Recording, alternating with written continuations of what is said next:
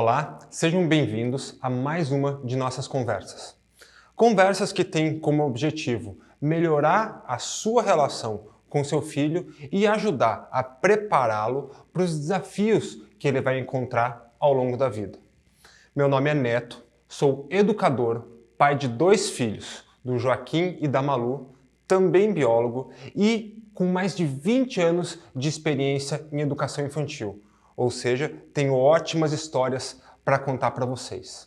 A nossa conversa de hoje é sobre o que é perigoso e arriscado para os nossos filhos e como lidar com essas situações. Eu não vou aqui dizer o que você precisa fazer ou deixar de fazer com o seu filho, mas eu vou te dar algumas informações e algumas ferramentas para que você consiga decidir o que você pode e o que você não pode ou deve fazer com seus filhos em determinadas situações. O tema da nossa conversa de hoje pode parecer um pouco óbvio no primeiro momento, o que é perigoso ou não para os nossos filhos. Mas, ao mesmo tempo, é uma questão que tem muitas sutilezas e muitas variantes que mudam de família para família, de ambiente para ambiente e até de filho para filho. Às vezes, o que é perigoso para o filho mais velho não é tão perigoso assim para o filho mais novo. E eu vou explicar o porquê. Quero começar contando uma história, uma experiência que eu tive no início de 2021. No começo daquele ano, o meu filho mais velho, o Joaquim, tinha acabado de trocar de escola. Ele estava iniciando o 4º ano na sua escola nova. E, como vocês todos devem lembrar, 2021 as atividades escolares estavam exclusivamente remotas. Naquele dia, então, o primeiro dia, ele estava fazendo as atividades dele com a professora, com os colegas, através do Zoom no computador, e eu estava trabalhando ao lado dele. E, ao mesmo tempo, curioso, né, para conhecer os colegas novos e um pouco da dinâmica da escola. Naquele dia, a professora do Joaquim, ela propôs para que todos os colegas se apresentassem, falassem um pouco da sua vida, contassem as coisas que gostam e não gostam de fazer. E um dos colegas, no momento ali da apresentação, começou a falar que o nome dele era fulano de tal, que ele morava com o pai, com a mãe, com o irmão, ele tinha ali alguns cachorros e que o objeto favorito dele era um facão.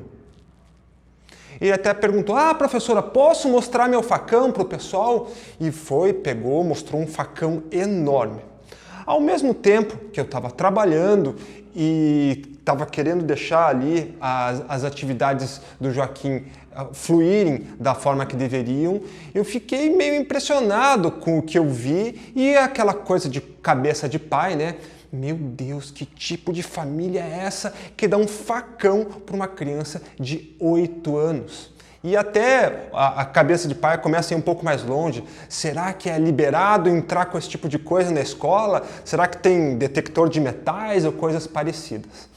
Mas com o passar do tempo, o menino foi continuando a falar sobre a sua vida e o facão, que num primeiro momento me soou escandaloso, depois que ele foi continuar a falar um pouco sobre a vida dele, passou a fazer um pouco mais de sentido. Deixa eu explicar para vocês por quê. Esse menino em questão, ele estava falando sobre aonde ele morava e falou que ele morava numa chácara. E a chácara tinha muito mato, tinha animais, que ele já tinha encontrado algumas cobras e tal. E foi aí que eu comecei a ficar um pouco mais tranquilo, porque ao mesmo tempo que um facão é de fato perigoso para uma criança pequena, ele, dependendo do ambiente em que essa criança vive, esse perigo ele é relativo. Então, o que acontece? Para o meu filho, que mora numa casa, no centro da cidade, enfim, e tem ali a rotina dele essencialmente urbana, um facão não faz o menor sentido e, de fato, é perigoso. Agora, para o colega dele, que mora numa chácara, numa zona rural, com outras variantes, com outro ambiente, com outras possibilidades, esse facão continua sendo perigoso, mas ao mesmo tempo é uma ferramenta útil. E aqui a gente vê o primeiro aprendizado importantíssimo relacionado a perigos e riscos. Esses perigos e riscos, eles variam conforme a idade da criança, claro, mas também ao ambiente em que essa criança está inserida. O que às vezes é perigoso para uma criança de 5 anos, não é tão perigoso assim para uma mesma criança de 5 anos, mas que mora num ambiente completamente diferente. Mesmo que essa história possa parecer um pouco exagerada, afinal um facão é um exagero, ela é um excelente exemplo que demonstra que os riscos variam de ambiente para ambiente e que nós temos que preparar os nossos filhos principalmente para os riscos reais, para aqueles riscos que fazem parte da sua rotina e do seu cotidiano. Nós costumamos ter um pavor, por exemplo, de cobras, a gente costuma ter um pavor de tubarão, mas ao mesmo tempo uma rua movimentada, ela costuma oferecer um risco infinitamente maior do que qualquer um desses animais. Então, mais do que preparar as nossas crianças para fugir de uma cobra ou para não nadar num mar que possa ter tubarão, a gente precisa ensiná-los a não atravessar uma rua em hipótese alguma sozinhos. Depois da ajuda que o Joaquim me deu na primeira história, eu vou pedir agora uma ajuda para a Maluzinha, a minha pequena, que está com 1 ano e 8 meses, mais ou menos hoje, na segunda história, que vai ajudar um pouco melhor a gente entender essas histórias todas de riscos. A Maluzinha, ela nasceu na casa, no sobrado que a gente mora hoje. E desde sempre ela convive com uma escada super inclinada que nós temos lá. O que as famílias costumam fazer é colocar uma proteção na entrada e na saída da escada para que a criança não fique sozinha na escada de forma alguma. Mas na nossa situação ali, a gente resolveu trabalhar de uma forma um pouco diferente. Eu não coloquei nenhum tipo de proteção na escada, nem na entrada, nem na saída. Como a Maluzinha desde sempre convive com essa escada, desde sempre nós falamos dos perigos e que ela tinha que tomar o máximo cuidado com aquele lugar e sempre estar acompanhada do pai e da mãe para que ela fizesse qualquer coisa ali. Sabe o que aconteceu? Ela aprendeu a subir e a descer a escada antes de andar. Eu vou colocar um vídeo aqui para que vocês possam ver como é que essa pequenininha conseguia subir e descer essa escada antes de começar a andar. Olha que incrível.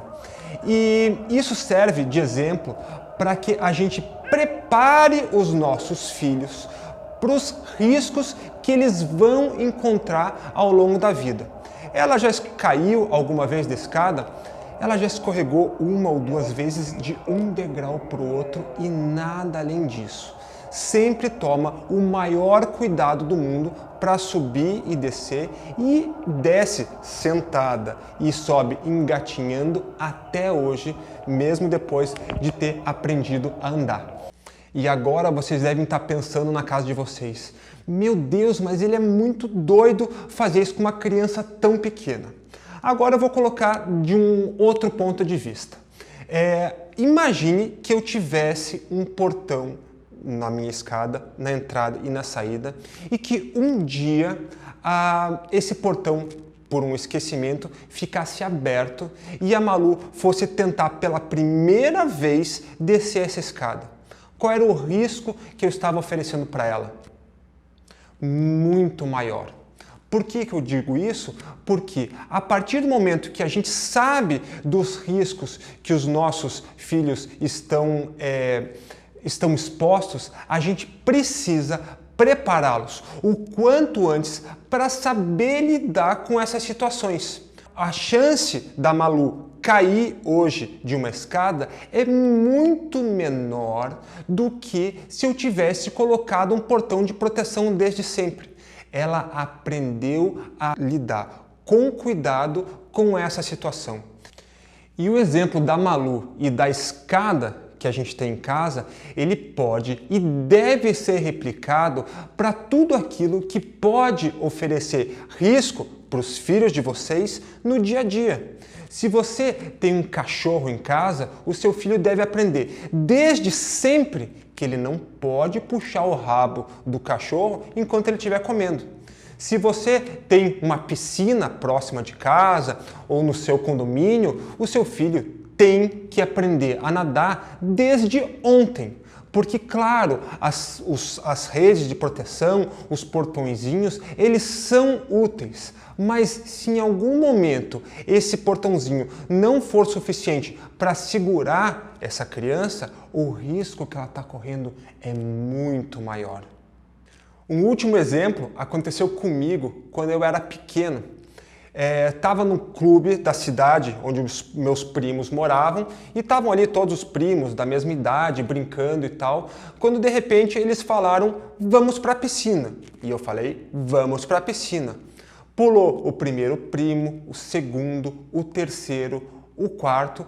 Quando chegou a minha vez, claro que eu também pulei, mas eu era o único que não sabia nadar. Imagina o susto. Tio pulando na piscina, pai, aquela bagunça toda, porque eles foram, eu achei que também podia, tínhamos a mesma idade e tal, mas eu não estava preparado para aquele risco. Por quê? Porque não fazia parte da minha rotina. O que a gente aprende com esses exemplos todos que eu passei para vocês é que a gente deve preparar os nossos filhos da melhor forma possível para lidar com os riscos que a gente pode encontrar no nosso dia a dia e ficar super atentos àqueles riscos com os quais os nossos filhos não estão acostumados, como no caso eu pequenininho com uma piscina que nunca tinha entrado na vida. E aí surge uma questão também muito importante, a diferença entre proteção e desenvolvimento da autonomia. A gente costuma querer proteger os nossos filhos com todo o cuidado possível para que eles não corram nenhum tipo de risco e que, claro, não sofram acidentes. Mas, ao mesmo tempo, a superproteção faz com que eles não desenvolvam essa autonomia, essa condição de lidar com os problemas e com os riscos que o dia a dia oferece para eles. E a gente não consegue estar ao lado deles o tempo todo. Ou seja, a gente precisa protegê-los, principalmente daqueles perigos e riscos que eles não estão acostumados e desenvolvê-los da forma mais intensa possível para aqueles riscos que eles estão em contato com o dia a dia, seja uma escada, seja um cachorro, seja uma rua movimentada. Como eu disse no começo do vídeo, parece um tema simples, mas vocês perceberam que eles têm muitas variações e subjetividades. Espero que eu tenha contribuído para que vocês possam fazer escolhas mais seguras e, ao mesmo tempo, desenvolver a autonomia do filho de vocês e, dessa forma, deixá-los mais preparados para o futuro e para os riscos que o mundo oferece. Obrigado e até a próxima conversa. Tchau!